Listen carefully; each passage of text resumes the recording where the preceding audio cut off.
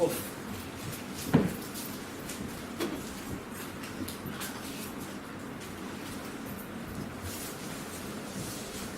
Still on. That's it. No. It's on. It takes takes time. 2 seconds. 2 seconds.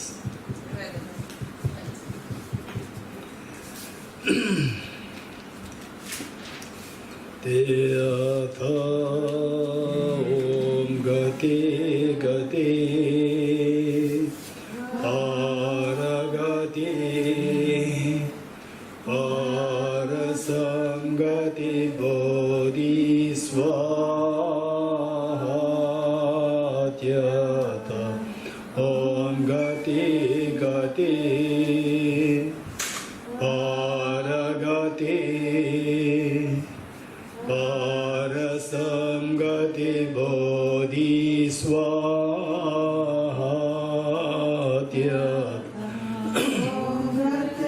Gati Paragati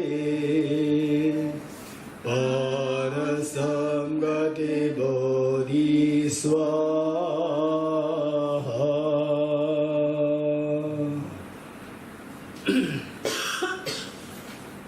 Okay, I think this afternoon we'll do the Bodhicitta, the conventional Bodhicitta.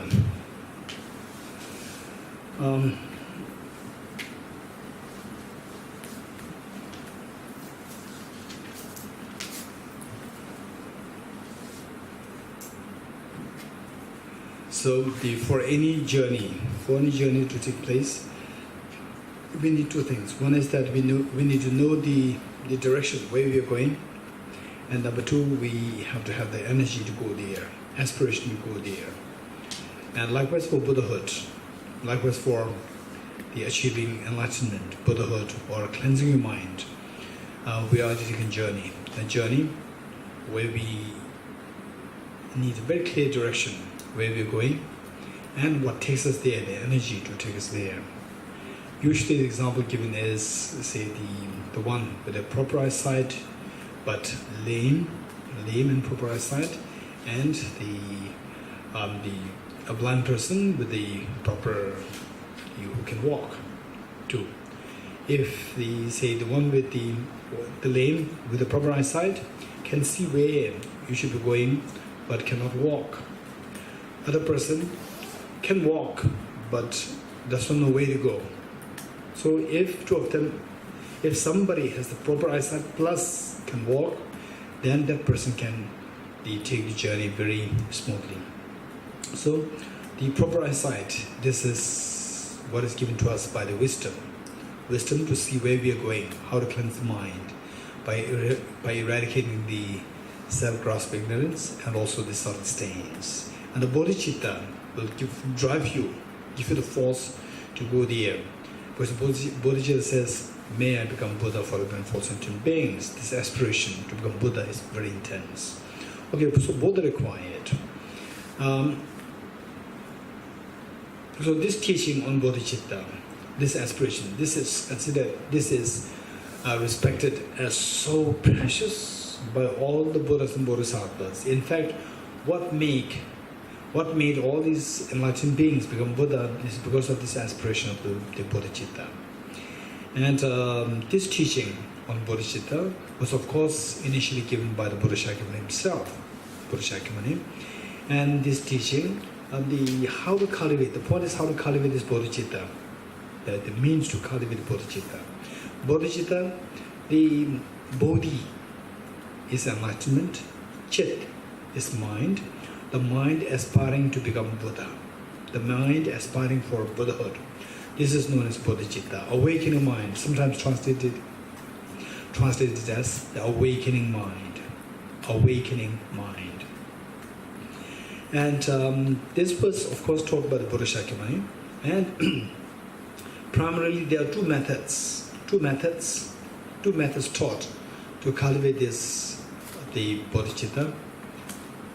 And these two methods, one is known as the sevenfold cause-effect method, sevenfold F-O-L-D, sevenfold cause-effect method to generate bodhicitta, and the other one is the method of equalizing and exchanging self for others. The method of equalizing and exchanging self for others. The first one is the sevenfold FOLD, sevenfold cause effect method, cause and effect method, sevenfold cause effect method, the first one. And the second one is known as the method of equalizing, the method of equalizing and exchanging self for others, the method of equalizing and exchanging self for others.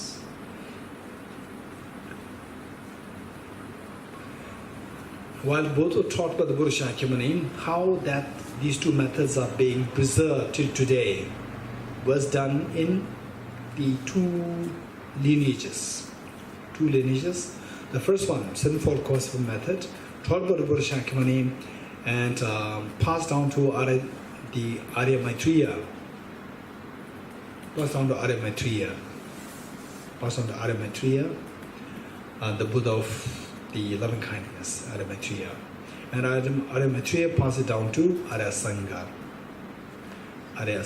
First one is Arya Maitreya, then to Arya Sangha, then to Acharya, the Acharya Vasubandhu. Acharya Vasubandhu and Arya Asanga. These two are half brothers.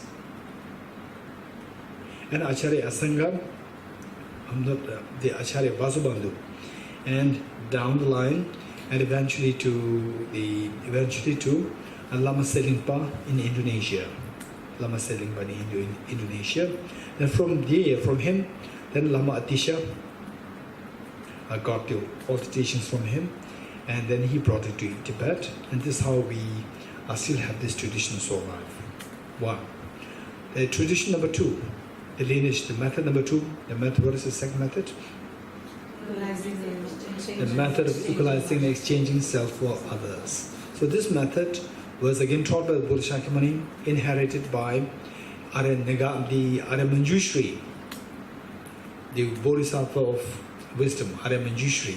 From Buddha Shakyamuni was inherited by Arya Manjushri. Then from Arya Manjushri, inherited by Arya Nagarjuna.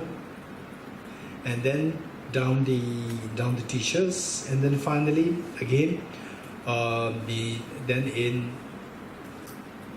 the 7th century AD, Bodhisattva Shantideva, 7th century AD, Bodhisattva Shantideva,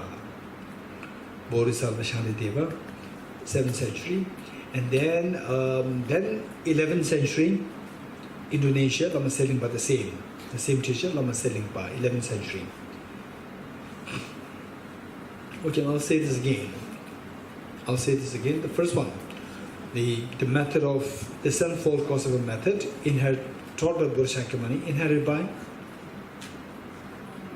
first method, taught by the Buddha Shakyamuni, inherited by Arya Maitreya, from Arya Maitreya to Arya Sangha to Acharya Vasubandhu, and then down the many teachers, eventually to Lama Selingpa in Indonesia.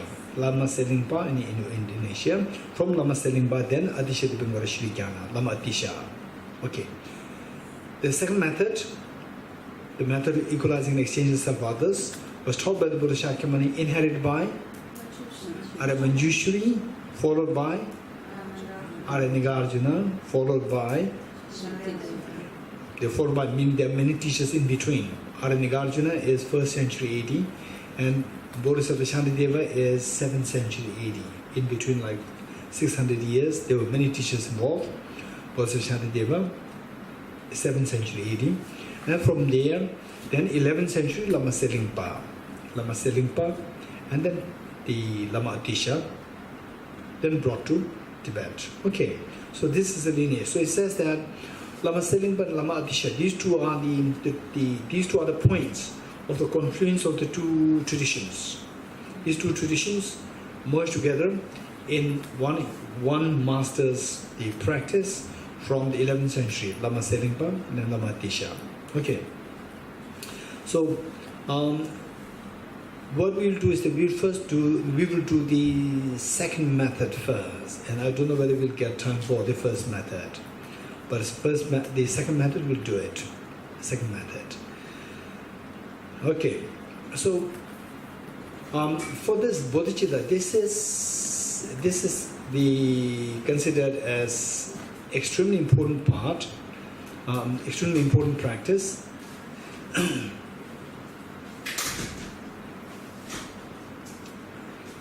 This is considered as extremely important practice. Let's say that Bodhisattva Shantideva in his book, the book Guide to the Bodhisattva's Way of Life. This book, I would suggest that it must be in Hebrew. Or in Hebrew? Not yet. Okay, so is there anyone who's doing it? Maggie's doing, I think. Maggie's doing? Yeah, but she's doing from English, not from Tibetan. Tibetan, okay. And she's not working with, as far as I know, with Other people. With Tibetan. I think you need to do with original language. Directly from Tibetan, Yeah. that's better, yes. Okay, in fact, this must be translated. This must be translated. Okay, so why I'm saying this is that this book, Guide to the Bodhisattva's Way of Life, this is something which everybody must have as a lifelong guide. This will tell us, this will teach us how to deal with our day-to-day emotions. And even the depression, stress, tension that we go through, how to deal with them. So he very succinctly explains all these things so well in this book. And then the particular chapter is chapter 8. Chapter 8 is on Bodhicitta, chapter 8. And chapter 8 is divided into two parts. First one is the meditation. Meditation, what is the conducive environment for meditation? First half. After explaining the conducive, how we need to cultivate, how we need to build a conducive factor for meditation, then he explains what we meditate. What we meditate, he explained to meditate in Bodhicitta. Then he explained at length the Bodhicitta, particularly the second method, equalizing exchanges of others. And chapter 1, he mentions the benefit of genuine Bodhicitta. So there, many of the stanzas which are used there are actually what in the monastic universities, Tibetan monastic universities, these stanzas, you wouldn't believe. How many of you have been to Sera, Devon, London, these three monasteries, any of the three monasteries, Kerala, anywhere else?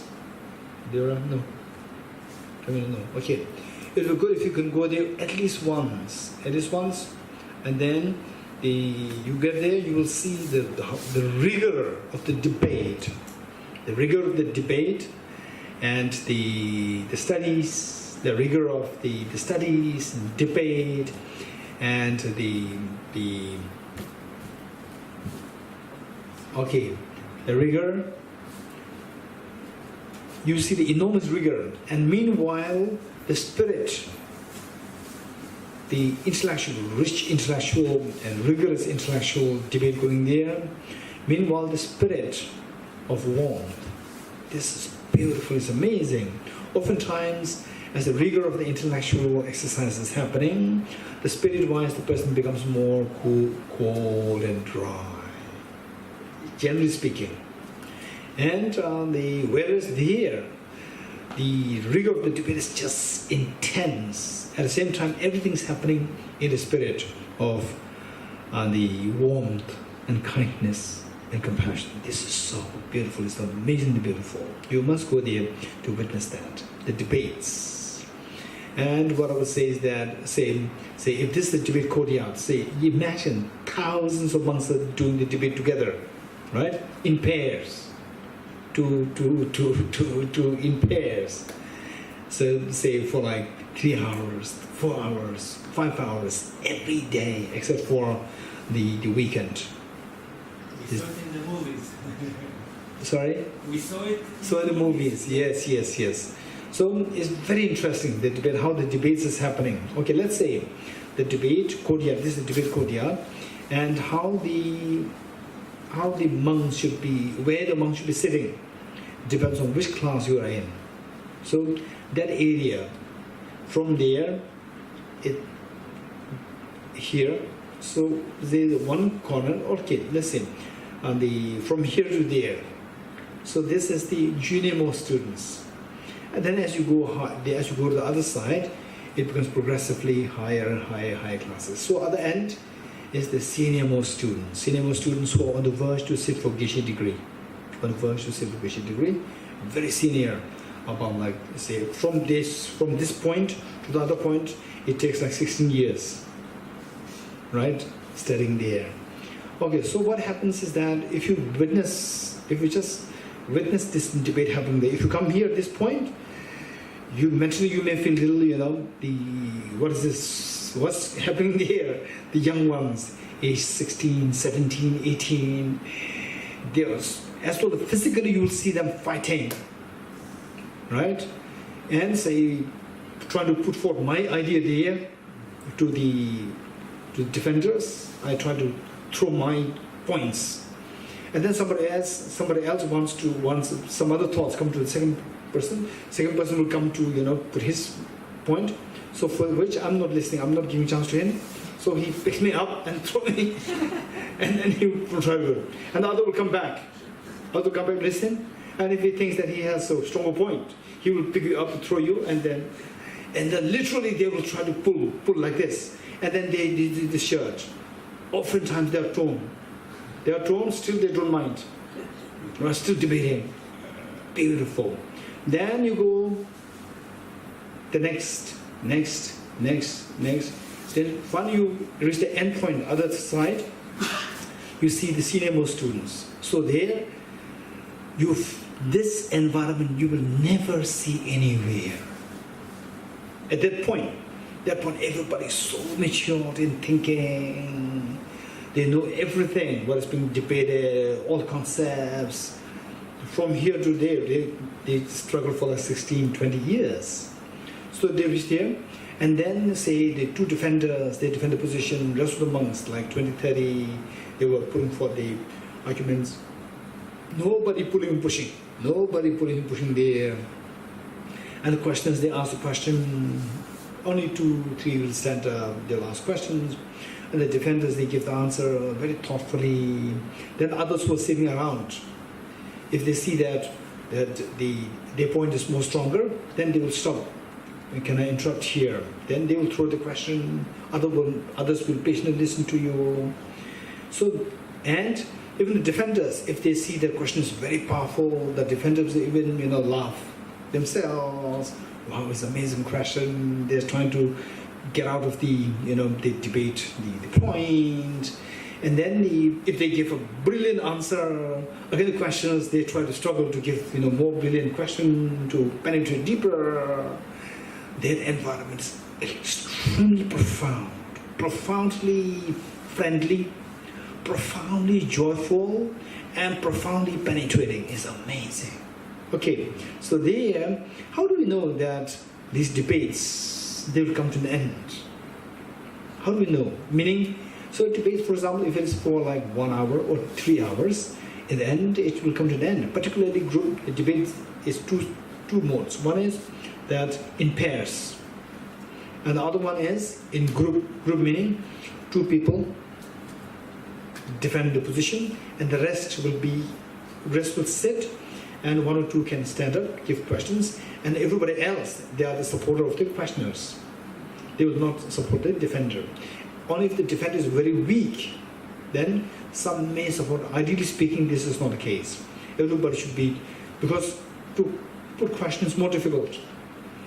Defender, if they know the answer so well, they just give the answer, finish.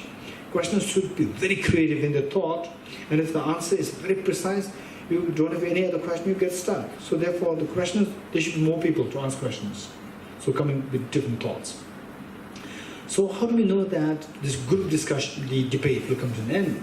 Is that after about like half an hour of the debate, then another person will stand up to start a new debate, again another half an hour like this, and then you may know, okay, seems like it's becoming late, maybe debate is coming, but then unless something happens, you cannot decide that the debate is coming to an end. So what is that thing? That somebody stands up. Till now, the debate points are extremely intellectual and very complicated, and try to bring the issues, most complicated issues. Certainly, particularly a younger monk stands up and asks a question about Bodhicitta, right? Then everybody will sit very nicely, then they'll fix themselves up like this, then everybody will go into deep reflection on Bodhicitta. Everybody. Now they know that it's coming to an end, debate is coming to an end. So it's an auspicious ending. A very young monk will stand up, and not necessarily young, generally speaking, a younger one will stand up, younger one will stand up and start to put through a question on Bodhicitta. So then everybody knows that, okay, now the debate comes to an end, and everybody will sit nicely, and then everybody will go into meditation. Then, so this is just for auspicious ending. Everybody think about empty, the Bodhicitta. So mostly they ask question about Bodhicitta in the end. Okay, so everybody will go into and particularly the verses from Bodhisattva Shantideva's book, Guide to the Bodhisattva's Way of Life. From this, the verses will be picked up from there. For example, one verse which is very powerful is a security number 12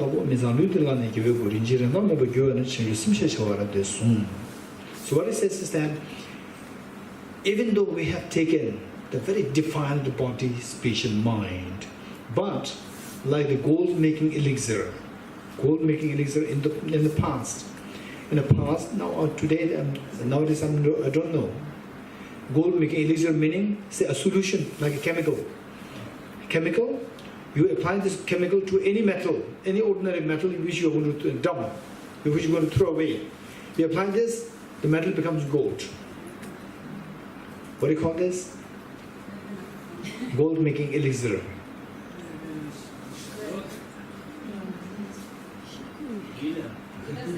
אלקסיר. לא, זה לא אבן, זה שיקוי כזה, זה נוזל שיש. זה לא אמיתי. בעולם העתיק, טענו שאנחנו... In the past, it is believed that there is a science of alchemy. Alchemy meaning? Alchemy, science of alchemy, where the experts, they, make ordinary metal into gold with the special chemical. Okay, so this, in which case, otherwise this ordinary metal is to be dumped.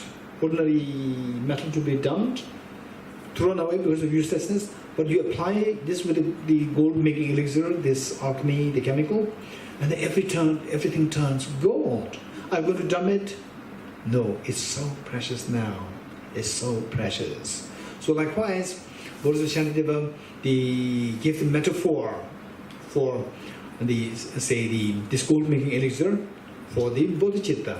Even if you have taken this, the very gross body that we have, prone to sickness, aging, death, and hunger, thirst, cold, heat, and so forth, and the speech, just very gross speech. This speech can hurt anyone, right? You agree with me? Our speech can easily hurt anyone. Oh, it's terrible, right?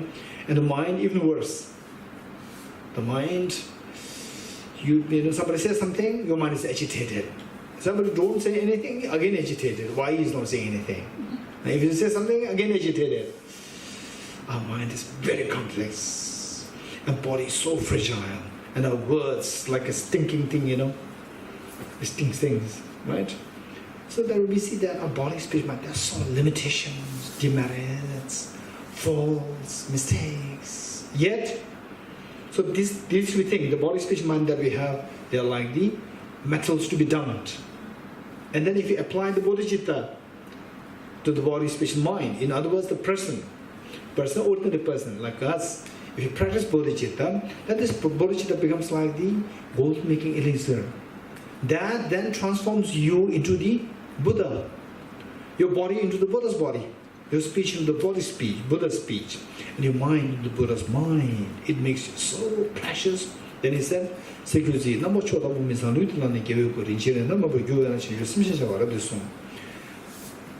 When that happens, when this Bodhicitta transforms this body speech mind that we have into the priceless body speech mind of the Buddhas, how come that you don't cherish this Bodhicitta? It's beautiful. So the moment the young monk says this stanza, then everybody will sit up properly, then reflect on the meaning of this stanza, then meditate on compassion. It's beautiful practice. It's beautiful. So therefore what I would say is that in this monastic universities, while the rich intellectual debates and the inquiry is happening, that is always complemented by the tenderness of the Bodhicitta practice. Every day is so beautiful. Okay, so this practice of Bodhicitta, at one point, Buddha Shakyamuni was presiding over a congregation, and then Arya Vajrapani, okay, usually so there in the Thanga painting, the top one is Arya Manjushri, then the yellow one is orange, the top one is Arya Avalokiteshvara, the Buddha of compassion, and the orange or the yellow one is Arya Manjushri, then the blue one, which is depicted as a very scary one. Actually, he's not scary. I don't know how the Tibetans depict him as very scary. I don't know. This is what, puzzled me since long time ago. This is Arya Vajrapani. In fact, Arya Vajrapani is a Bodhisattva. It's not a very ferocious, no, it's not like that. If you look at the biography of Arya Vajrapani, it's amazing. I don't know what made that difference to look like this. Okay, anyway, this is not my business.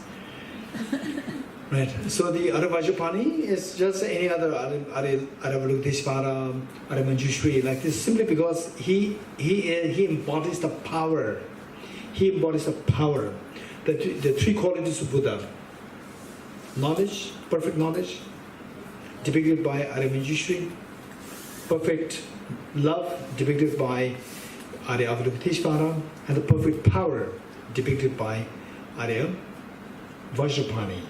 Right? So simply because that he depicts the power of the Buddha's aspects, he's depicted like a very ferocious one, depicting power. I don't know. Okay, in actuality, he's not like that. He depicts a very peaceful, of course, very powerful, very peaceful, strength-wise very powerful. So what happens was that the Buddha Shakyamuni was presiding over the congregation. Then Arya Vajrapani was there. The one thing which is so unique about Arya Vajrapani, if you look at this picture, you'll see that in his hand there is Vajra. In his hand there is a Vajra, holding a Vajra, the blue one. The blue one. Actually, he's not like that ferocious way, right? Okay, it's just as peaceful as Arya Avalokiteshvara, Arya Manjushri, the blue one on the right side. His unique feature of him is that he's holding a Vajra in his hand. And then also in the group there was the king of Magadh. Magadh king of Magadh. King Ajashatru, who later became the student of Buddha Shakyamuni, King Ajashatru. He was also there. And then the king of the gods and goddesses, Indra, was also there. And then here you see the Buddha on the two sides. On the two sides of Buddha you see two monks. On the right side is the right side is the Mughlayana. Right side is Mughlayana, and the left side is the right side is Shariputra, and the left side is Mughlayana. Right side is Shariputra, left side is Mughlayana. Why these two monks? Shariputra is considered as the most bright, the brightest of the students of Buddha Shakyamuni. Shariputra, one on the right side. Brightest of the students of the Buddha Shakyamuni, Shariputra.